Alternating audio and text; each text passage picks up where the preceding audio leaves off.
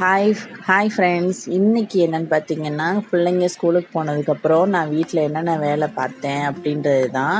Washing மிஷினில் பெரிய துணியெல்லாம் போட்டுட்டு பெட்டில் இருக்கிற தலைகாணியெல்லாம் எடுத்து மேலே அட்டாளி மேலே அடுக்கி வச்சுட்டு பெட்டை நல்லா தட்டியிருந்தேன். இங்கே நாங்கள் ஃபஸ்ட்டு கட்டில் தான் போட்டிருந்தோம். பிள்ளைங்க 4 பிள்ளைங்கள 2 பிள்ளைங்க நாங்கள் 2 பேரும் படுத்துக்கிறதுக்கு இடம் இல்லை. நாங்கள் மேலே மாமாவும் பெரிய பாப்பாவும் கீழேன்னு படுத்துக்கிறது இடம் இல்லை. அந்த மாதிரி பிடிக்கல. கீழே மெத்தையை போட்டுட்டு நாம் 4 பேருமே ஒட்டுக்கா படுத்துக்கலாம் அப்படின்ட்டு கட்டில் வந்து பிரிச்சிட்டோம். மெத்தையை நல்லா சுருட்டி வச்சு சப்பா அப்படின்னு இப்படின்ற மாதிரி இருக்கும். இப்படித்தான். அதுக்கப்புறமா ரூமை நல்லா நான் கொஞ்சம் கூட்டுன்னு கூட்டிடுவேன் அதோட சேர்த்து. அப்புறம் நடையை கூட்டும்போது நடையெல்லாம் என் மூளை முடுக்கெல்லாம் கொஞ்சம் கூட்டிட்டு மேலே ஒட்டடையெல்லாம் இருக்கும். அப்படியே நான் அதில் என்ன பண்ணுவேன், அந்த தொடப்பத்திலேயே கொஞ்சம் லேசாக அடித்து விட்டுருவேன். அடிச்சுட்டுறாக கொஞ்சம் நீட்டாக இருக்கும் பார்க்குறதுக்கு. எப்பயுமே ஒட்டடை பிடிக்காத மாதிரியே கொஞ்சம் என்னால் எவ்வளோ உயரத்துக்கு எட்ட முடியுமோ அவ்வளோ உயரத்துக்கு எட்டி கூட்டி ஒட்டடையை அடித்து விட்டுருவேன். இப்படி தான் பண்ணி அதுக்கப்புறம் அங்கே கையில் துவைக்கிற துணியை கொஞ்சம் ஊற வச்சுருக்கேன். அது வந்து வாஷிங் மிஷினுக்கு எதுக்கு கையில் அப்படின்னு நீங்கள் கேட்கலாம். நான் வந்து குழந்தைங்க துணி எங்கள் வீட்டுக்காரங்க துணியை மட்டும் நான் கையில் துவைச்சிக்குவேன். மற்றபடி என் ட்ரெஸ்ஸெல்லாம் நான் அதில் தான் வாஷிங் மிஷினை போடுவேன். ஏன்னா வாஷிங் மிஷினில் வந்து எனக்கு அவ்வளோவா பெரிய இஷ்டம் இல்லை. நான் 3 பிள்ளைங்க, ஏன்க்கா அங்கே கல் இருக்கும்போது நீங்கள் ஏன் கையில் துவைக்கிறீங்கன்னு நீங்கள் கேட்கலாம். நான் வந்து ஃபஸ்ட்டு ஸ்டார்டிங்கில் இங்கே வரும்போது எனக்கு பெருசாக வந்து ஆப்ரேஷன் 3 பிள்ளைங்களும் ஆப்ரேஷன் தான் எனக்கு சொல்ல போனால்.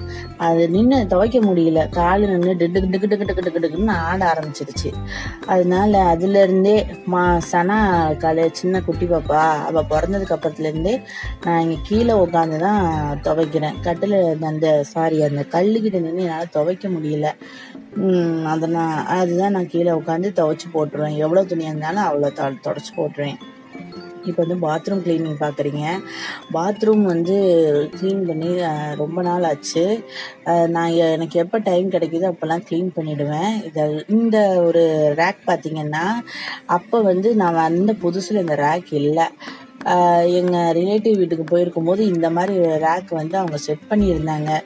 அந்த மாதிரி எனக்கு வாங்கி கொடுங்கன்னு கேட்டதுக்கப்புறம் இங்கே எனக்கு கரெக்டாக செட் ஆச்சு.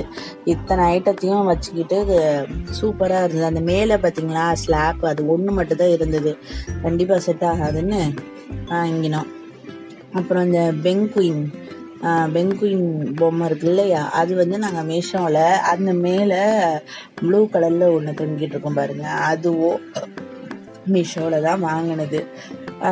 3 ஷாம்பு போட்டுக்கிறதுக்கு, 1 கம்ஃபர்ட் நிறையா வாங்கி வைக்கிறதுக்கு, 1 வந்து ப்ரஷ்ஷு பேஸ்ட்டு அந்த மாதிரி எல்லாம் வைக்கிறதுக்கும் வாங்கி வச்சுக்கிட்டோம். இது எல்லாத்தையும் நல்லா சுத்தமாக கழுவிட்டு க்ளீன் பண்ணணும். நான் வந்து ஸ்பெஷலாக எந்த ஒரு பவுடருமே நான் வந்து இதில் போடலை. அதாவது அப்போதைக்கு என் கையில் அப்போ இல்லை. இதனால நான் என்ன பண்ணேன், கொஞ்சமாக சோப்பு போட்டு நல்லா தேய்ன்னு தேய்ச்சி அப்படி க்ளீன் பண்ணேன். இது என்னன்னு பார்த்தீங்கன்னா, இந்த ஒரு பாட்டிலில் வந்து கொஞ்சமாக பெனாயில் கொஞ்சமாக கம்ஃபர்ட்டுன்னு போட்டு தண்ணியை நல்லா ஃபுல் பண்ணி வச்சுக்குவேன். எதுக்குன்னா, இப்போ லெட்டின் போகிறாங்க இல்லையா, லெட்டின் போயிட்டு வந்துட்டாக்கா எல்லாருக்குமே தெரியும், ஒரு மாதிரி ஒரு ஸ்மெல் வரும், அடுத்தவங்க போகிறதுக்கு அனீசியாக இருக்கும். அதனால் நான் என்ன பண்ணி வச்சுருப்பேன், இந்த மாதிரி ஒன்று போட்டு ஃபுல் பண்ணி வச்சுக்கிட்டு பாத்ரூம் போயிட்டு வந்ததுக்கப்புறம் புஸ்குன்னு அடிச்சுட்டு வந்துடுவேன். பார்ப்பீங்க நீங்களே.